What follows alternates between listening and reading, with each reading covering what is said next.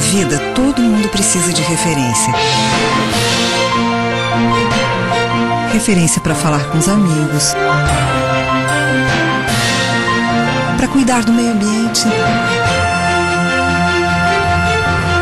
para exercer sua cidadania. Referência para fazer negócios,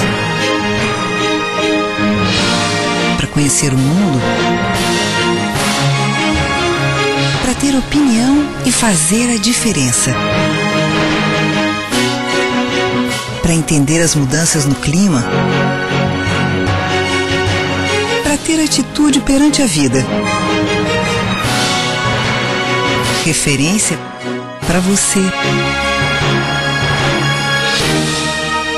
Jornal O Popular, 70 anos. A sua referência em informação.